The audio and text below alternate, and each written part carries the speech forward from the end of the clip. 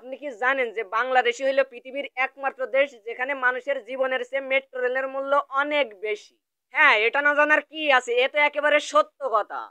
আসলে আমার মেট্রো রেলের জন্য যতটা কান্না হচ্ছে, সাধারণ মানুষ এই যে মারা গেছে এর জন্য আমার একটুও কান্না হচ্ছে না। এই যে মেট্রো রেল ভেঙেছে এতে আপনার কতটা কষ্ট হয়েছে, মানে আপনার অনুভূতিটা কি? দেখেন, আমার কষ্টের কথা আর কি বলবো। ভেবেছিলাম এই মেট্রো রেল করাতে বাংলার মানুষের কষ্ট এবার লাঘব হবে, কিন্তু এই হারামজাদারা এতটাই খারাপ, এদেরকে যদি সোনার ডিমও দেওয়া হয় তাও এরা লোহার ডিম মনে করে হাতুড়ি দিয়ে বাড়ি মারবে। আপনি নিশ্চয়ই বুক পেতে দেওয়া সেই সাহসী আবু সাইদ ছেলেটার জন্য কান্না করছিলেন, হয়তো তার পরিবারের আত্মচিৎকার দেখেও কান্না করছিলেন। মেট্রো রেলের পিলারে আমার ছেলেকে কেন মারা হলো এই লেখাটা দেখেও আপনি নিশ্চয়ই কান্না করছিলেন। আরে ধুর বাবু, কি বলেন, আমি একটুও কান্না করিনি।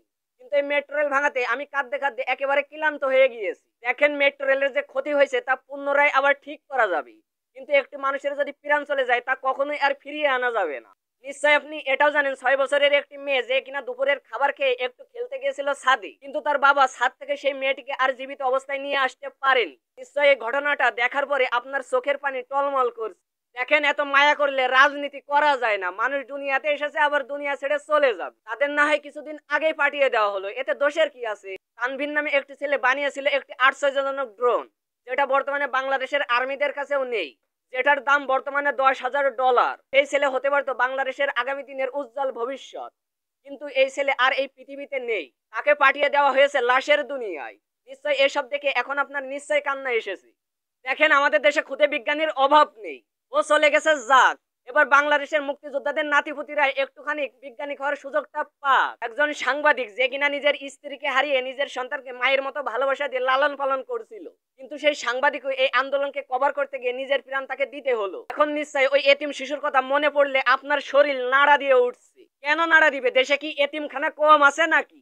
একটি এতিমখানায় ওকে পাঠিয়ে দিলেই হলো, সেখানেও অনেক ভালোই থাকবে। কিন্তু এই মেট্রো রেলের কি হবে এটা ভাবলেই বুকটা একেবারে ফেটে যাচ্ছে। এতদিন এতগুলো প্রাণ গেছে, এতে আমার মোটেও কষ্ট হয় নাই। দেশের মানুষ থাকুক আর না থাকুক, মেট্রো রেল থাকলেই হবে। এদেশের মাটি লাল হচ্ছে, লাল হোক, মাটি থাকলেই হলো। একদিন সব ঝড় বৃষ্টিতে ধুয়ে যাবে। দেখেন স্যার, আমি বুঝে গেছি আপনি কি বলতে চাইছেন। এই যে বাংলাদেশের মানুষকে এতটা বোকা চৌধুরী পাইছেন, আসলে বাংলাদেশের মানুষ কিন্তু এতটা বোকা চৌধুরী না। যাই হোক, মানুষের চেয়ে আপনাদের কাছে মেট্রো রেলের মূল্যই অনেক বেশি। সত্যি আমারও মেট্রো রেলের জন্য অনেক কান্না আসছে। তাই আপনাদের কাছে একটাই রিকোয়েস্ট, যাতে পরবর্তীতে এই কান্না আর না করতে হয়, তার জন্য অবশ্যই পরবর্তী পদক্ষেপগুলো খুব সুন্দরভাবে নিবি।